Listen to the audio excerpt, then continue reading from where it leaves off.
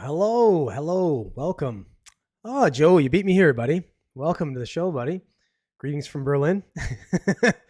Berlin, Germany? No. But yeah, welcome to the show. It's I'm back here inside in the studio. It's not a studio. It's just part of my place. I turned into a podcast area. But yeah, it's not warm enough and sunny enough and nice enough to be outside at the pool. So today I'm here. And yeah, got some things to talk about. Gonna have to talk about that Polaris Dawn um, mission, whatever you want to call it. I guess it was a mission. They went out to the Van Allen radiation belts and did a little space walk and such. Either the first time we've ever been to the Van Allen radiation belts or the first time in 50 years. Depends on your perspective, I suppose. I don't think it's the first time. Yeah, it is cold tonight. Yeah, so we'll talk about that. It was a success, so it's cool either way. It's good that we went there and came back and proved that we can do it. So that next step is the moon, maybe. Also, we're going to talk about there were some attacks from Israel on Hezbollah in Lebanon. We'll talk about that. I don't want to talk too much about it, but I feel like I have to talk a little bit about it. So we'll get into it a little bit. Also, this one I want to talk about because I had no idea this was a thing. Cards Against Humanity. You probably know of the card game by now. It was pretty big, maybe 10 years ago or so. It was really big at one point. Well, that company is suing Elon Musk for nonsense, basically. And I had no idea this company was as woke as they are, considering the garbage card game they put out. I say garbage in the way that some of the stuff that the game says is pretty garbage. It's funny though, but I had no idea they were as woke and ridiculous as they are. So we'll talk about that. Also, we're going to talk about the Kansas City Chiefs being the NFL's dynasty team, maybe. It seems they're doing some weird stuff with them, with the refs not calling, very blatant calls late in games that would seemingly help the Chiefs. I don't know. Seems to be a little conspiracy going on that maybe that the Chiefs get a lot of calls favorable their way, and I think it might have to do with the fact that they have a budding little dynasty, kind of like the Patriots were in the 2000s, right? So 2000s and 10s really. So we'll talk about that. Also, we're going to talk about a subscription base model for vehicles. How stupid is that? If you haven't heard about this is crazy. Where you will now have to pay for features that would normally just come with the car that you buy. Now you got to pay for those features. Kind of like the OnStar was for GM, which is fine. I mean, it was sort of an additional thing that you would pay for if you wanted the service. If you didn't, well, you didn't. But now it's mandatory, so you have to pay for it. One other reason why to not buy GMCs. But yeah, this subscription model seems ridiculous. We'll talk about it. And police now no longer, at least in Canada, policing gas theft. It's just another step towards nonsense. So we're going to talk about that as well. And if you are watching and you aren't yet a subscriber and you like the channel, do hit the subscribe. Like the content, share the content, comment on the content. All that kind of engagement helps a small channel move along and grow. And we've been growing a little bit over the last little bit. I think some of it has to do with the fact that I'm not posting heavy political stuff, which is not getting me thwarted by the overlords. So I'll continue to do that and see if the growth keeps going on the channel. And then we got good guys like Joe here, Robert on the chat, coming in and making it at least enjoyable for me while I'm doing it. Would you say here, except Tom Brady didn't need the refs like the Chiefs? Yeah, well, yeah, maybe. I mean, I think Tom Brady's amazing. Best player to ever play football, and I'm a Bills fan, which is funny.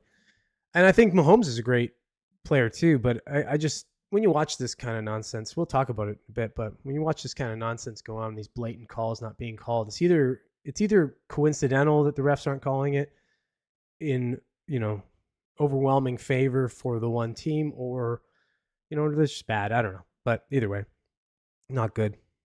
Yeah. Leave your key fob at the door and free gas. Yeah. Yeah. it's nonsense. I just found this out the other day. Actually, it's in Canada here. It's kind of like a across the country sort of. I don't know what you'd call it, but they're advising stations to make everything pay as or pay before you can pump, or pay at the pump, I should say. But we'll talk about it anyways. But okay, so yeah, let's get into it, Joe. Let me get into the first thing here.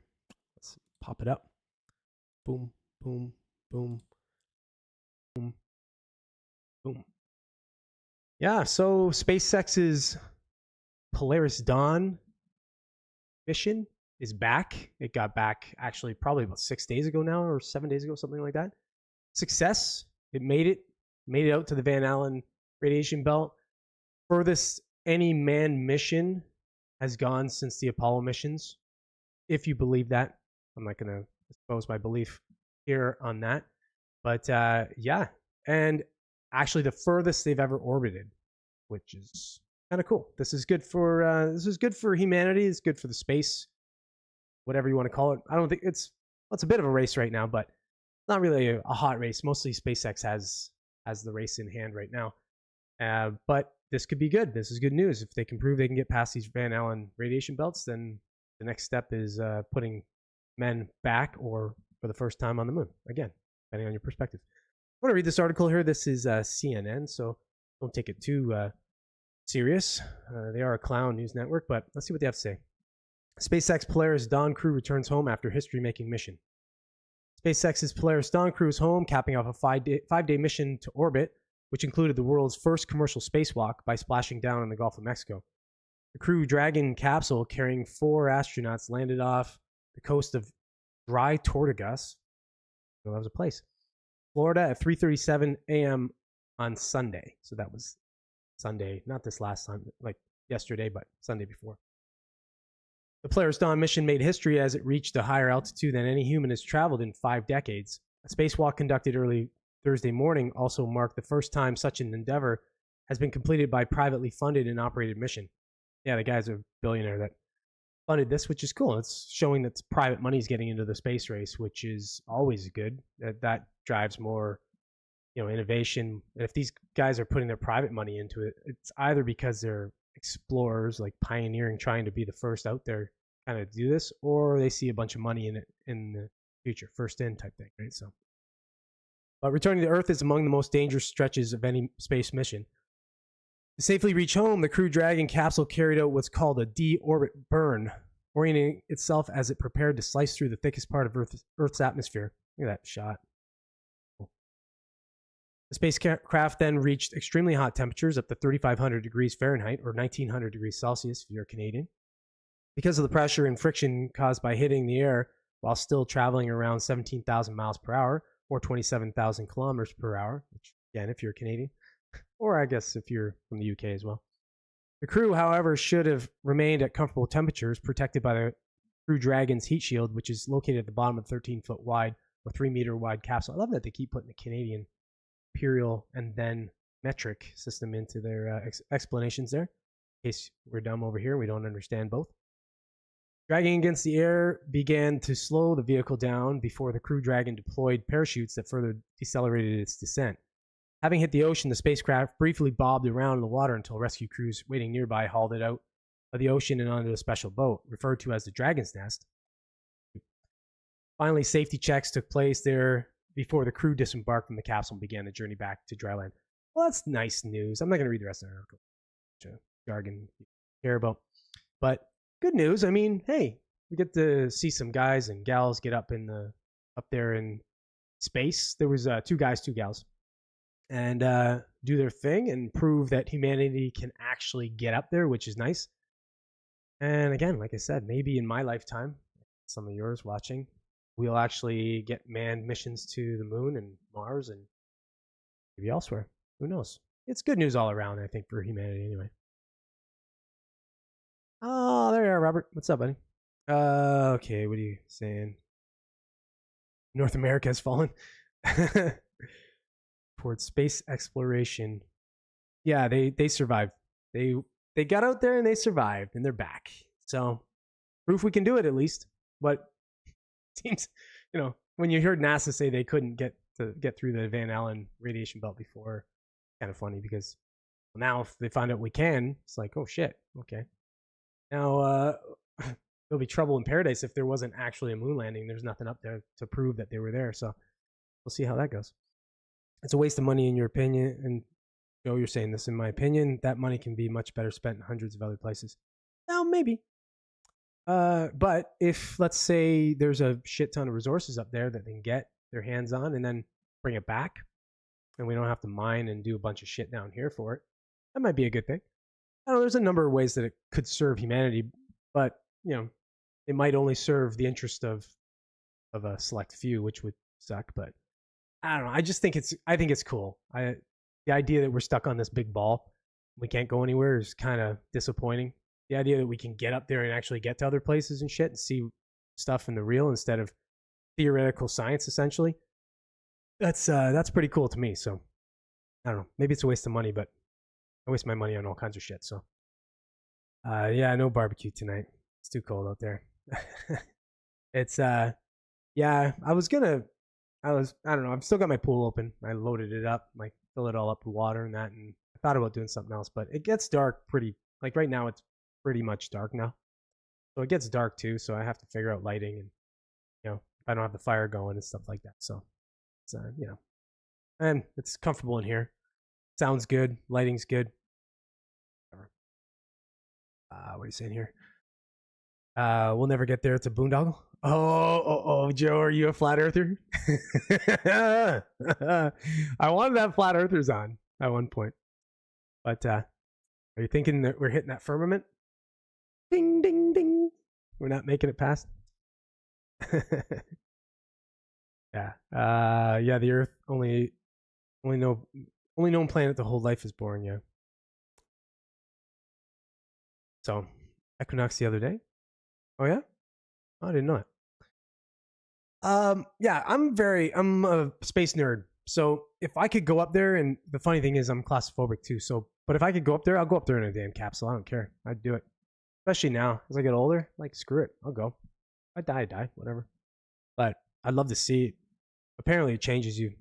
Astronauts talk about when they see the Earth outside of, like, up in orbit. It just changes their perspective on things. So I can imagine it would.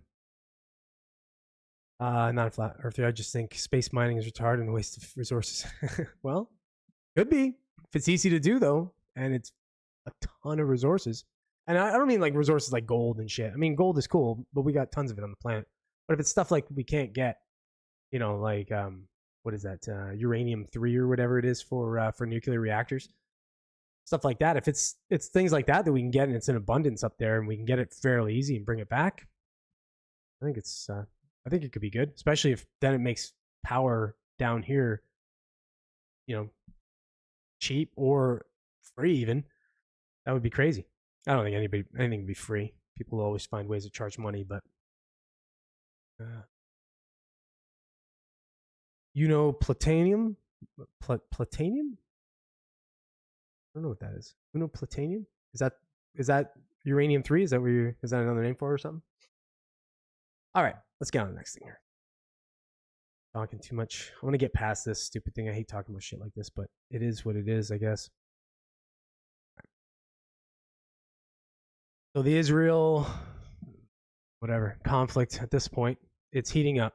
Now it's some Hezbollah attacks in Lebanon. Not good. This could be bad for just the overall, you know, the overall danger level this war is, you know, presenting for everyone. I'm going to read this article quickly. This is NPR. So this is like new today, essentially, as of 5 p.m., so a couple hours.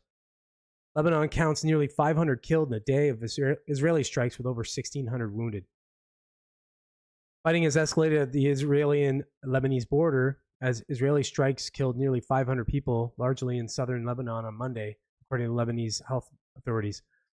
Analysts have called it the largest campaign of Israeli aerial strikes against the Iranian-backed Lebanese militia Hezbollah since their war in 2006. Lebanon's health minister has raised the death toll to 492, including 35 children, I hate that, as well as 1,645 people injured in the Israeli attacks. Israel and Hezbollah have been trading attacks back and forth across the border since the war in Gaza began in October last year. Hezbollah's leadership says it is acting out of solidarity with Palestinians and the Palestinian militant group Hamas in Gaza. That's kind of weird when you think about it. We're almost a year now on that. It's just crazy how a year just goes by so fast. Something like this. Some shit's going on over there, and suddenly a year's gone by. The Israeli military says it's fighting Hezbollah, a U.S. designated terrorist organization, to prevent an assault in northern Israel similar to the Hamas-led October 7th attack in southern Israel. Israel says it wants to degrade Hezbollah's rocket launching capabilities, push Hezbollah fighters away from the border, and allow Israeli families who evacuated the northern region to return home, as NPR's Daniel Estrin reported in Morning Edition. So, looks like I'll read a little bit more of this, but I don't want to read too much. This is depressing. Israel says it hit Hezbollah's rockets. The Israeli military spokesman, Rear Admiral Daniel Hagari, said Israeli forces struck 1,300 Hezbollah targets and destroyed cruise missiles, short-range rockets, attack drones, and other weaponry. Strikes damaged several buildings, including populated areas in Lebanon's south, as well as further east in the country's Bekaa Valley, but at least one landed some 80 miles north of the border near the city of Byblos, according to Lebanon's state-run broadcaster. Hezbollah has fired hundreds of rockets at Israel in recent days, following the explosion of thousands of pagers and walkie-talkies belonging to Hezbollah members last week. Pagers and walkie-talkies. Well, welcome to 1995, fellas. Which killed dozens of people and injured thousands across Lebanon and in parts of Syria. Israel has not publicly acknowledged the role in the blasts, but a U.S. official who was not authorized to speak publicly told NPR that Israel notified Washington it carried out last Tuesday's attacks in Lebanon. I love that. It's like, oh, but we know a guy, so this guy, we can't tell you who the guy is, was, he's not allowed to say anything, but he said this thing, so just trust us, it was a guy. I think there was a guy. Yeah, this is not cool, man. This is not good. Anytime these things heat up, it's just, one more move away from a big thing, a big conflict. It's already, obviously, if you're in that region, it's a pretty big conflict, but where it turns into a much scarier world conflict. I don't even want to say the words, but yeah, obviously you don't want to see any civilians and the people that aren't a part of this thing injured and such. So it's hard to see that there's 1,700 people injured, but the more of these Hezbollah guys and gals and Hamas guys and gals they can put an end to, I think is better for everybody and around that region anyway. All right. We saying here, hot take, but I think we misjudged Uncle Addy. We misjudged Uncle Addy. Oh. I was like, I read that funny at first. Blood Veil of Tears, that place, interesting geology though. Yeah, no, I agree. It's crazy when you think about it. It's like a hotbed of the world. There's so much information there from ancient times, and they just can't stop fighting, man. They just can't. No matter what, they just can't stop fighting, and they're always behind, which is funny. I talk about walkie-talkies and and pagers. What? That's funny. I mean, that's funny that they that's their way of communicating with each other. Walkie-talkies and pagers. Yeah, the rest of the world we use cell phones and such, but whatever floats your boat, I suppose.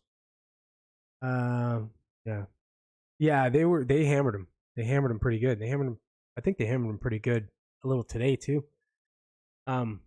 It's a big operation. It's scary though. Like I said, if suddenly you get, so it's Iran backed, and then Iran's backed by, I don't want to throw conspiracy theories out here, but they're backed through the back door from a big Western country, and then it ends up becoming a basically a proxy world war, right? Which is crazy. What's that? Are you saying Operation Grim Beeper? That's funny. That's really good. That's good. Shit, man, I should make you write my my little articles that I put out. Come on. I'm gonna steal your wittiness. All right, let's get on to the next thing here. This one bugged me. I really want to talk about this one. So, Cards Against Humanity has jumped into the list of people that want to sue Elon Musk. Go figure. Oh man, I'm going to read this article here, and then I'm going to talk about it. I got a lot of things to say about this because I'm irritated with this company that I have given money to in the past. But let's see what this is all about. This is a Forbes article. Forbes is okay with articles like this, but they're not the worst. Cards Against Humanity just sued Elon Musk for $15 million. Here's why. Cards Against Humanity, the company behind the popular card game of the same name, has sued Elon Musk for $15 million after it says employees of the billionaire's company SpaceX trespassed on and damaged land near the U.S.-Mexico border, one of many stunts by the company targeting Musk over the years. Cards Against Humanity sued Musk in a Texas state court Thursday over claims SpaceX, which is headquartered nearby, encroached on the land and without permission cleared vegetation, unloaded gravel onto the property, and used it to store construction equipment and vehicles. The lawsuit claims SpaceX has treated the property as its own for at least 6 months without Cards Against Humanity's consent, and in the process destroyed its natural condition, which the company says it will take $15 million to fix. Okay. The piece of land in question near Brownsville, Texas, was purchased in 2017. This is where it pisses me off. Using more than $2 million donated by Cards Against Humanity supporters after the company said it wanted to purchase the plot to thwart the then President Donald Trump's plan to build a wall on the U.S.-Mexico border to curb illegal immigration. You idiots. You're just a private company getting involved in politics. It never works out well. I don't know why these idiots do it. But if you see the idiot that co-founded the company, you'd understand why. Let's keep reading. Cards Against Humanity promised it would make it as time-consuming and expensive as possible for Trump to build his wall and purchase the property using $15 donations from 150,000 different people.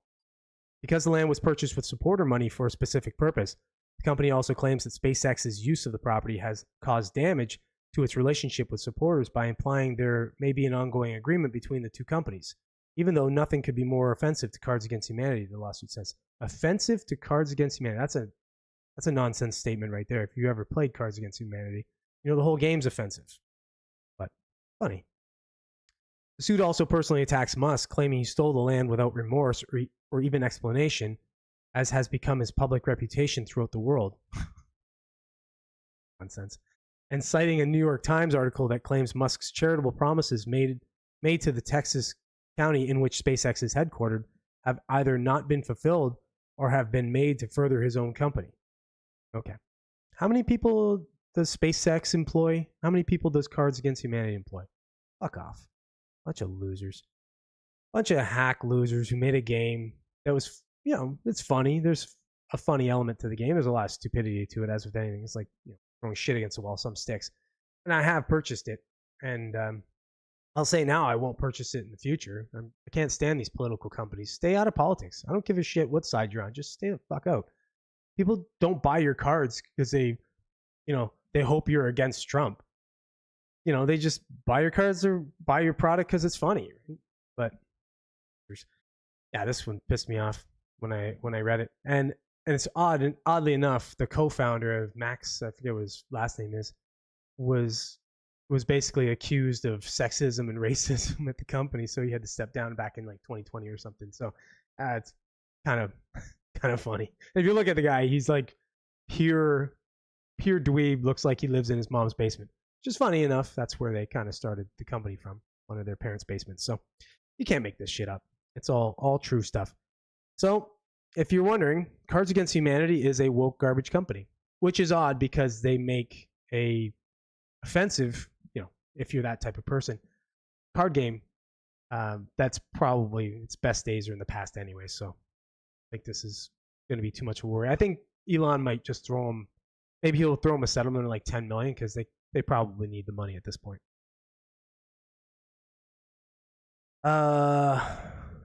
Yeah, exactly. $15 million. It's called it's called extortion when somebody sues a company like that for $15 million for what they're saying they're suing it for. Like, what a joke. Just trying to extort a billionaire. Like, that's really going to hurt him. Just stupid. It just actually all it did was hurt them. I think it just outs them as a woke turd company now. People like me that don't like when you inject politics into business are just going to be turned off and be like, well, I'll just look for another. If I were going to look for a card game of that type, I would just look for a different card game than Cards Against Humanity. Maybe actually I'll use them for Firestarter for my my fire pit. Nobody plays it anymore. All right. Okay. Let's get on the next thing here. This one will lose some people's interest, maybe. So if you watch the NFL, you know by now the Kansas City Chiefs are one of the top teams in the league. They're a dynasty at this point. They've won, what is it, 3 now or 3 Super Bowls in the last out of the last like 5 or something. It's crazy. They're a great team. But it seems like the NFL is got a little love affair with them. At least the refs in the NFL. I'm going to read this article here. It's a real quick article, and then I'm going to allude to something that happened last year that kind of is in the same vein. So they played the Falcons this past Sunday, and there was a bit of an incident here. So this is, who is this? This is Fox Sports. Oh, I don't read from Fox very often. NFL fans who tuned in to watch the Atlanta Falcons and the Kansas City Chiefs were upset with the officiating at the end of the game on a play involving tight end Kyle Pitts. Kirk Cousins led the Falcons on a 15-play drive and got the offense within 6 yards of a touchdown. On 3rd and 5, Cousins threw a pass to Pitts, who was being covered by Chiefs defensive back Brian Cook. As the ball reached the end zone, it appeared Pitts was being held as he tried to catch the ball. Cook was seen with his arms wrapped around the tight end's waist. Pitts could not catch the ball. No penalty was called. On the next play, Cousins threw an incomplete pass to Drake London. Falcons turned the ball over on downs. Atlanta had another possession and got the ball to the Chiefs' 13-yard line and turned the ball over on downs as well. So fans pointed to the Pitts play as the cause of their pain. So let me see here. Play it here. I think it plays it here. See if this plays it. Okay, guys, take it away. Of course, it's first going to play an ad. Apologize for the ad. Skip that.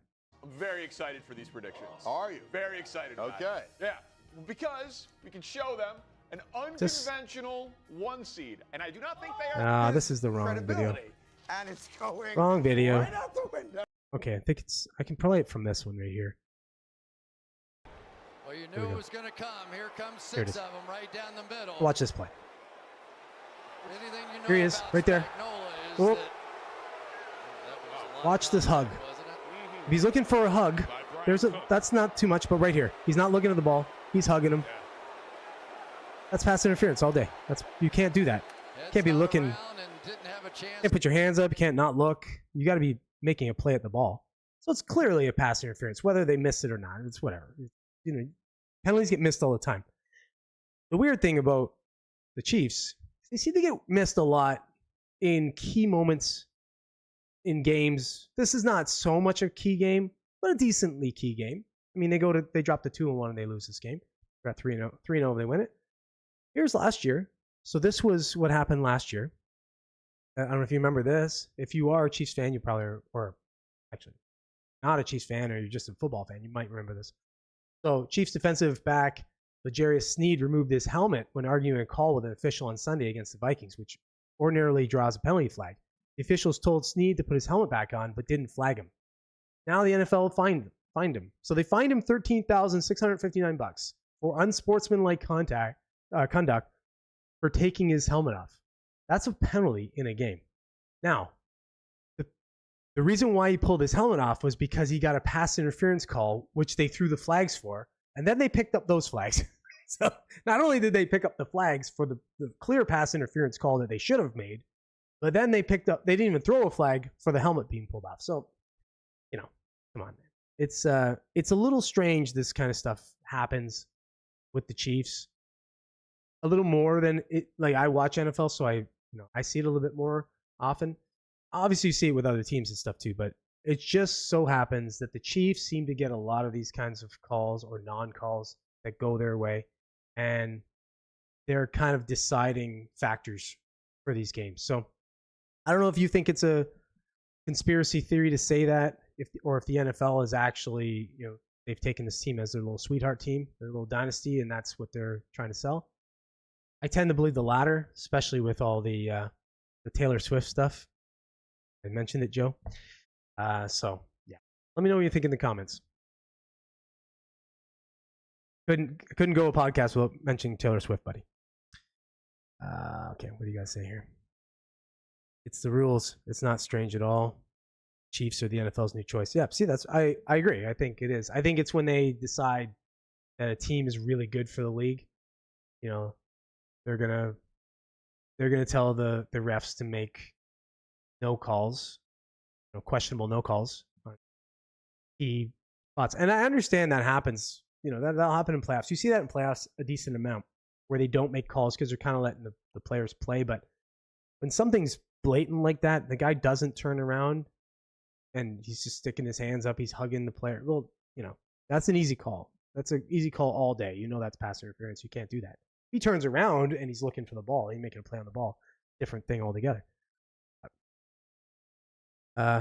Greek to you? Yeah, well, they don't have an SFL. I'd actually be a SAFL, I guess. But yeah, it's I don't know. It seems to be a thing now. So figured I'd talk about it, especially with a new one just coming up this weekend. We'll have to see how the season goes. I like Patrick Mahomes, so I kind of don't mind if they do it a little bit, and they're in the NFC, so it doesn't bother me much unless they're against the Bills in the Super Bowl and it happens. In that case, you'd be a little bit pissed off, but all right, let's get on to the next thing here. This story is going to bug you. This story bugged me. Should bug anybody listening to this. So the automakers, some big automakers, are jumping into the subscription model. You don't know what the subscription model is. You do know what it is. If you just don't know what I'm referring to that silly thing that when you buy something that you don't own it anymore and you have to pay a monthly subscription fee to access it. You see that with all kinds of programs. It's big in games. It's big in programs. It's big in a number of things, right? It's the subscription model is such a great recurring income for these companies now. They've figured it out. Like, take for example, say QuickBooks. If you use QuickBooks back in the day, you'd buy QuickBooks whatever year. You'd buy that program. It might cost you $300 or something like that, but you have the program. It's yours. That's it. You don't have to buy updates or any of that kind of stuff to use it. Now they don't do that anymore. You buy a subscription to it and you pay for it monthly. So you might be a fan of it. You might not be a fan of it. I hate it. I think it's garbage. But the automakers are now trying to adopt this thing. I'm going to read this article here. This is the New York Post, so trashy, but in this case, we'll see how they go. So auto giants like BMW, GMC, and Toyota make drivers subscribe for basic features. Motorists are increasingly being forced to pay tacked-on fees and even sign up for pricey subscriptions to get basic features on their cars. And auto giants are telling investors this is only the beginning. Yeah, if you've ever bought, even Hyundai has blue something. I can't remember what it is, but it's basically the way you can control you can control it through like your fob. You can control, or through your phone. I mean, you can control like door locking your door, starting the car, that kind of stuff. There's some other features in that, but you have to pay for that service. I mean, it's irritating that they do that, but at the same time, it's kind of an additional thing. It's not like it's a feature on your car that is in your car solely, like, for example, heated seats that you'd have to pay for. These are the kinds of things that they're looking to make you have to pay for after the fact. It's completely garbage. BMW's recent move to charge car owners in several countries $18 per month to turn on the heated seats in their own vehicles sparked a public outcry, with some would-be buyers calling the move a deal breaker. By the way, you should avoid BMW anyway. They're good new, but that's about it. But it's not just BMW. Industry watchers and consumer advocates warn that the nickel and diming threatens to become standard as automakers chase a recurring revenue model pioneered by Elon Musk's Tesla. General Motors recently started requiring buyers of Buick, GMC, and Cadillac Escalade vehicles to pay $1,500 for the mandatory option of buying 3 years of OnStar service, which includes features like voice control and ability to unlock vehicles from a mobile app. OnStar had previously been optional since GM introduced it in 1996. It's just the beginning. Industry experts say as manufacturers look to transform cars from simple goods for sale into bases for recurring revenue that could fill coffers for years or decades. General Motors has told investors, check this out. It aims to generate up to $25 billion in software and services subscription revenue annually by 2030. Holy shit. Up from an estimated $2 billion in 2021. So they're thinking in 9 years they're going to jump that up. They're going to jump it up an extra $23 billion bucks. Like, this is ridiculous. Stellantis, formerly known as Fiat Chrysler, is shooting for $23 billion by 2030. Most automakers in the last couple of years have started talking about generating huge increases in revenue over the next decade, primarily off the backs of software and other subscription services. Guidehouse Insights e-mobility analyst Sam Abelsamad told the Post. The approach that these companies are taking so far is certainly not customer-friendly, he added, singling out GM's mandatory OnStar as effectively a bogus and hidden price hike. The subscription push was pioneered by Tesla. Elon Musk, Elon, come on, buddy. Elon Musk's electric automaker charges $9.99 per month to access music streaming. Oh, that's okay. That's additional. Satellite maps and other features. It also asks a whopping $200 per month or $12,000 one-time payment to access its experimental full self-drive option. Well, okay, that's a little different. I mean, if the self-drive is part of something that you're paying for in the vehicle, okay. I mean, then if it's part of the package, it's part of the package. This is where they've kind of wrapped some bullshit in there with Tesla. I feel like they're going to do that anyway because everybody's against Elon. You're going to pay money per month for streaming, music streaming. There's no car that has music streaming for free. So that's a normal thing. I pay for Spotify. Well, actually, I technically don't. My buddy pays for it. I'm on his family plan.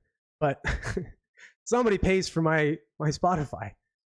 But the one-time payment, at least it's a one-time payment. It's almost like adding a feature to your car. You have to pay for a lot of additional things when you buy your car. Different features you can pay for. I'm not against that. It's these subscription models to stuff like heated seats. Like, are you kidding me? It's in the car already. Why am I paying a subscription fee for that?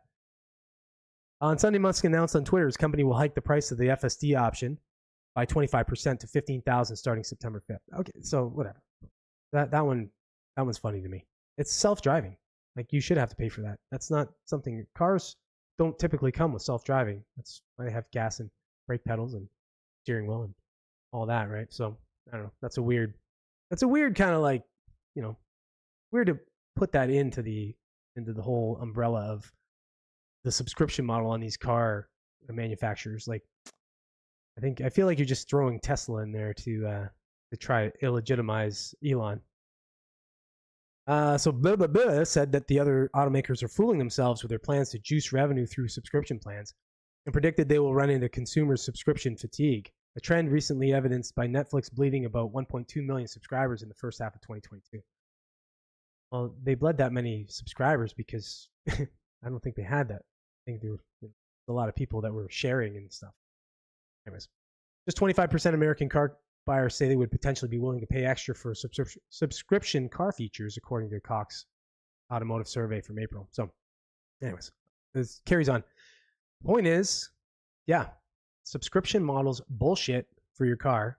If I buy a car and it has heated seats, I'm not paying you to use those heated seats. If you're not going to include that when I buy the car and I can't just control it, well, fuck you. I'll go buy another car. Like, it's really quite irritating that they're trying to add this subscription model into everything we do. You see it enough already. I'm kind of sick of it, but I mean, people have been getting used to doing this now when they're, you're paying these subscriptions for like music streaming and things like that. So they're kind of getting used to it, but where's the added benefit? At least if you're giving me something like self-driving, if you were giving me something like that, it's an added benefit that I normally wouldn't have or didn't pay for initially. I'm okay with that, but heated seats, I think I'll just leave my bum cold. Oh, what do you guys got to say here? Yeah. Because cars don't cost enough. They said it long ago, and you will own nothing and be happy. Yeah, it's funny actually you say that, because I was going to talk about it. I kind of forgot. But they also have a subscription model with cars, like a lease. There's different companies out there. I can't remember the names. I was just kind of doing a little dive today, just very quick. But there's a number of car or a number of companies that do that, where you can essentially subscribe to their service and you can get a new car often. So like, if you want to drive around a car for a month, then you can get another one, but they're expensive. I mean, they're expensive subscriptions, but it's for people that, maybe go to this whole, you'll own nothing and be happy. So weird. They're trying to force this shit down our throat. I mean, now it's, if you've been on the planet long enough, you know that they used to make shit to last. I've had people I know have had like a fridge from 1960 and had it into the 2000s. So a 40, 50-year-old fridge is still working. I mean, sure, it's not efficient, but it's still working. You get a fridge nowadays and they go every like 9 to 10 years, like clockwork. So that's the whole like replaceable, everything's replaceable, right? So $20 for heated seats. I haven't needed them for 42 years. I don't need them now. The funny thing about heated seats, if you have heated seats, you can, and they work really well, you can just put the heated seats on and not even put the heat on in your car and it just keep you warm. They're pretty awesome. So I didn't think I cared about them too much either, but the idea of driving around in a vehicle that can be controlled remotely fools Russian. Yeah.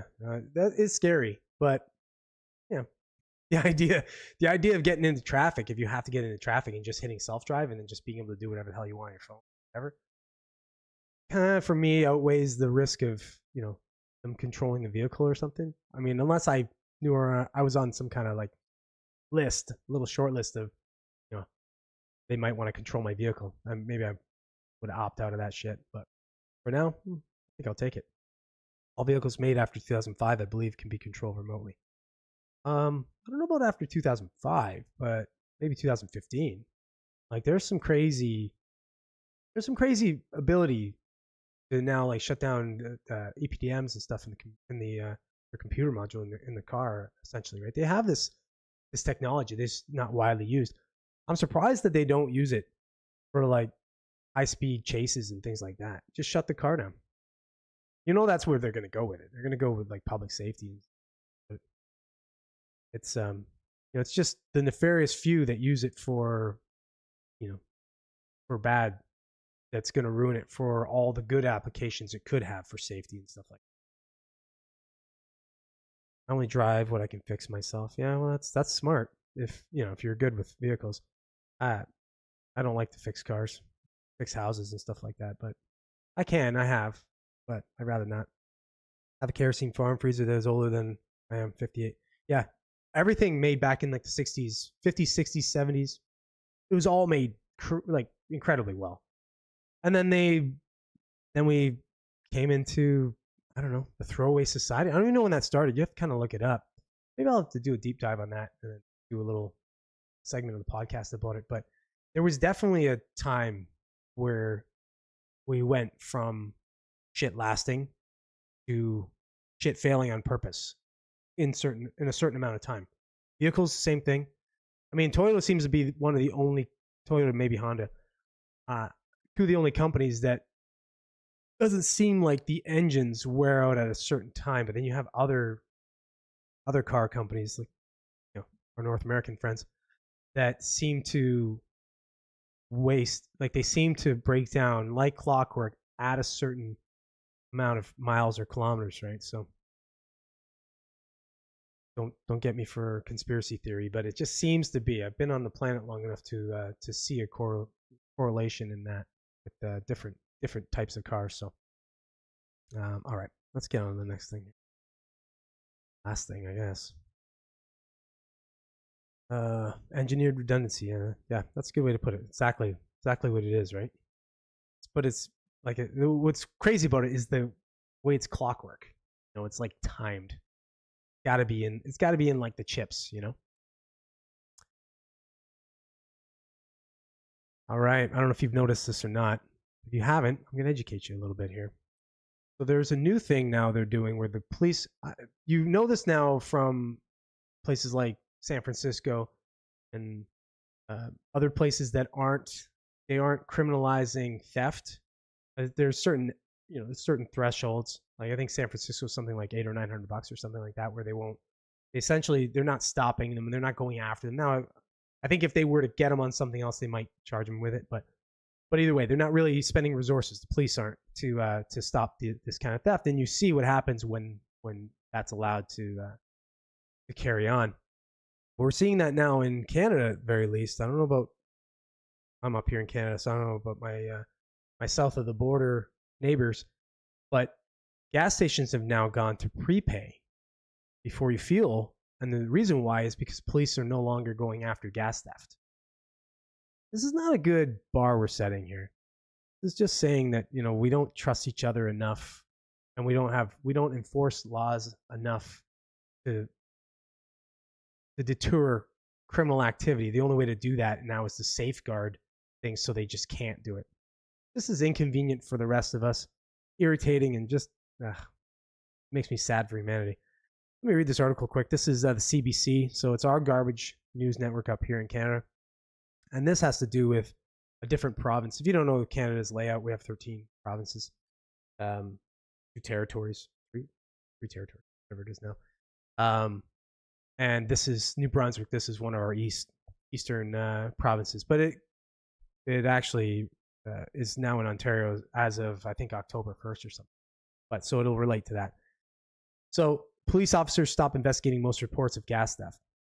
Police forces across New Brunswick, Ontario, where I am, are no longer investigating fuel thefts unless they involve violence or other crimes.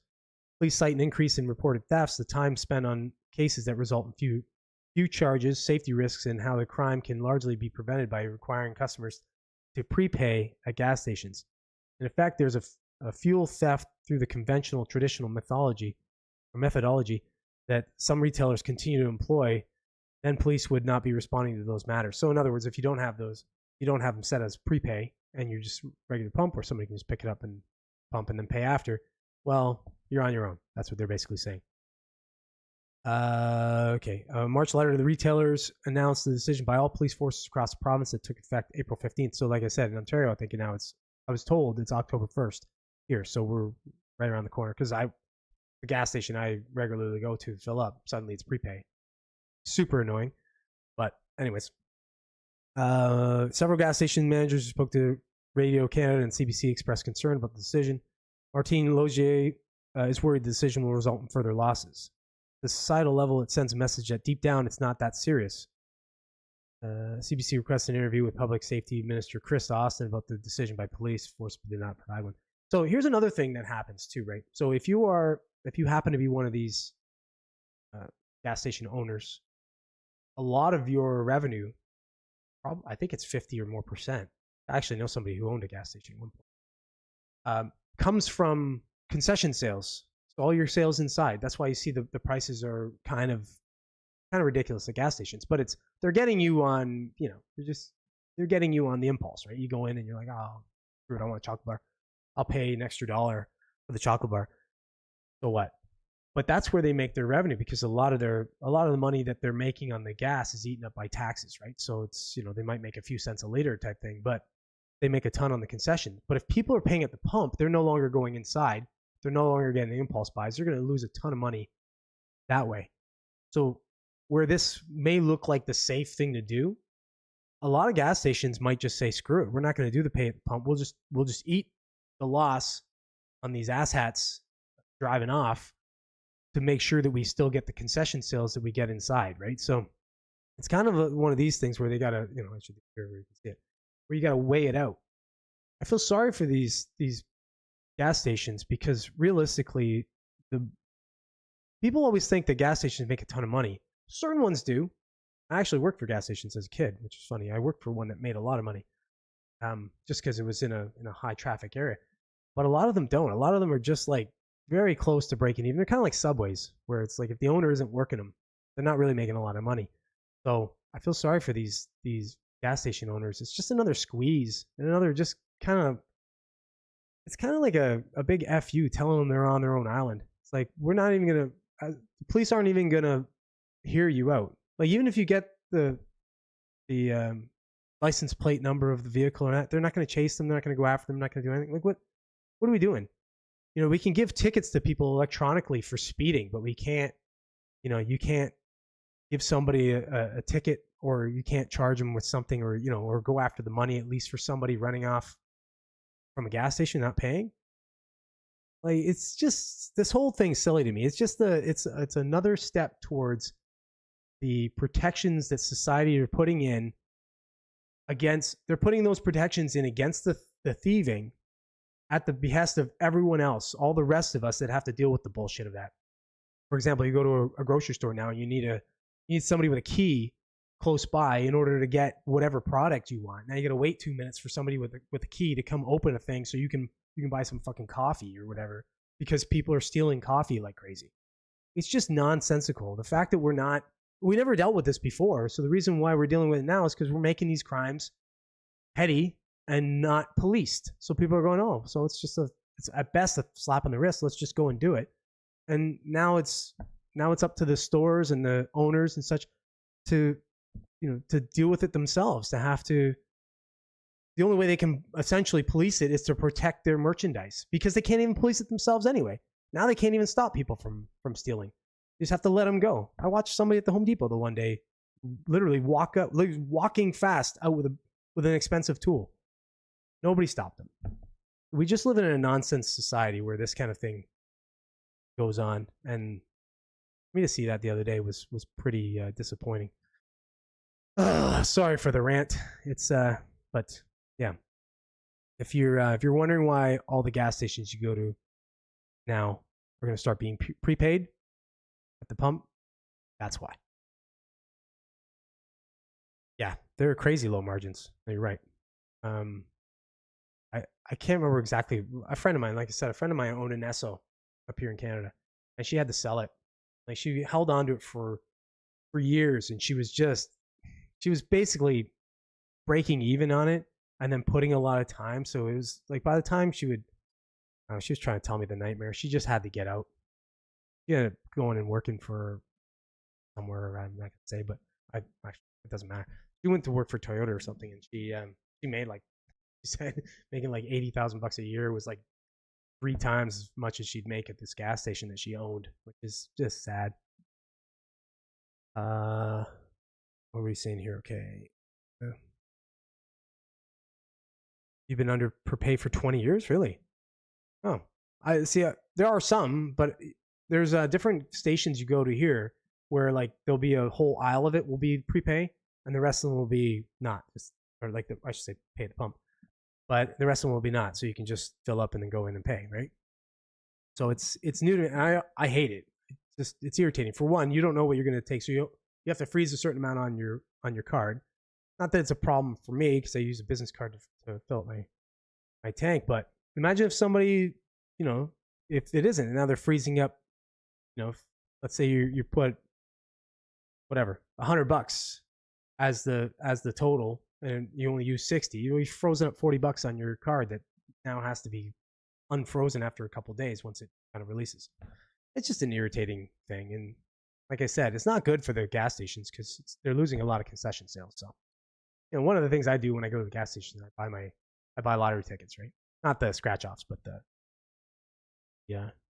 for us up here, we got Lotto Max and Lotto 649. So I'll buy those, and that's my time to buy them. 1 in 17 million chance to hit jackpot. So I don't buy them when I go to the prepay or the pay at the pump. So they're losing it there too. So when you commit a crime, let's say you're exiled. Do not pass go. Do not collect $200. Just get the fuck out. I agree. Listen, I've said this a number of times on this podcast that I am strong against crime. If you're gonna do crime, then you get hammered. You hammer somebody with a big sentence for something, and you get a lot of deterrence. Or you make them pay a massive amount of restitution for something. You get a lot of deterrence. So it's hard on crime. That's what they're doing in Venezuela. So they come to the U.S. Yeah, you're right. Yeah. Well, what they're doing over there is pretty bad. They're telling them to come over to the U.S. They're saying, hey, leave here and go to the U.S. And they are. It's not cool. It's not frozen like that. They don't send it through right away. Oh, okay. Yeah, I think it is here. I'm not sure. I've never run into it, but you see it on your, like, if I look at my credit card thing, I'll see it held up in the pending. So, and it affects my balance on my available balance on my credit card. It doesn't matter, like I said, for me, but it's just an irritant, I'm sure, for others. Or for me, the irritant is just, whole messing around with pump. I just want to pick it up, pump what I have to, go inside, pay for it, get whatever I need, and leave. That's just the way I like to do it. Now, can't do it that way. All right, that's it. That's all I got, guys. So that's all there is. Here's my face. Here's my bigger face. If you were watching and you like the podcast and you want to help out the podcast and you're not a subscriber, do the thing back there. See that? There's my sign back there. Hit the subscribe. Doesn't cost you any money. Also, if you like the podcast, the best way to do it is to share with your friends, comment, like, all that kind of stuff. Check out the videos, anyone I post, because I don't post them all, but check out the videos anywhere between Tuesday and Sunday, 5 o'clock. I drop them in there. If you see those videos, you can like them, share them, all that kind of stuff. Comment. The comments, engagement, right? Anything engagement-wise helps the algorithm to think at least that you like it. So even if you want to put negative comments in, I'm okay with that. As long as they're funny. Like I said, just don't be retarded. Put some funny ones in there. Get mad at me for using the R word, whatever you want. And check me out obviously Sundays at 7 o'clock. I'm here Eastern Standard Time. You can catch the podcast live. Jump in the comments like my two friends here, and get in the conversation. Say what you want. Call me an asshole in the live podcast. You'll get me right away. What are you gonna say? Kind of dog? What's that? I just fed my dog with a fork. What is wrong with you, Joe? That's disgusting. Well, it's not disgusting if you feed the dog with a fork and then you don't eat off the fork, but you're eating from it. That's kind of gross.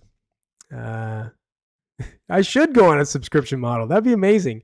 I might have a chance the two of you would pay.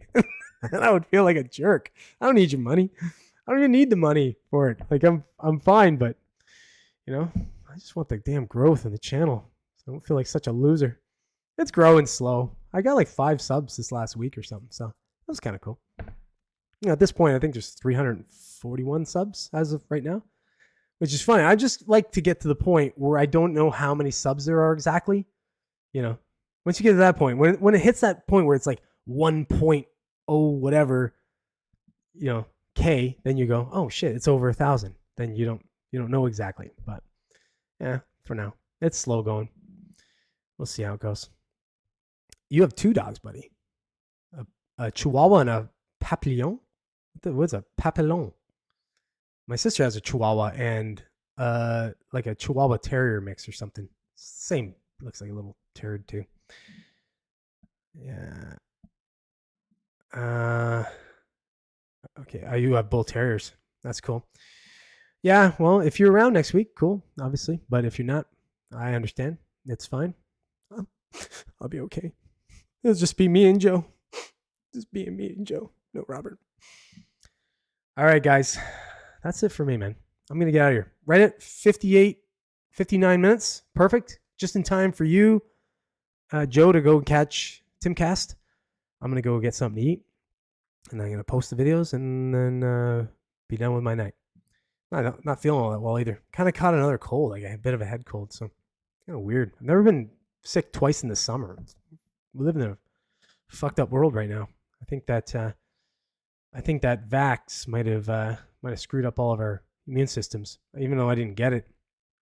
So I think maybe just being around other people getting stuff and giving it to me, now it's just super strong or something. I don't know. Conspiracy theories.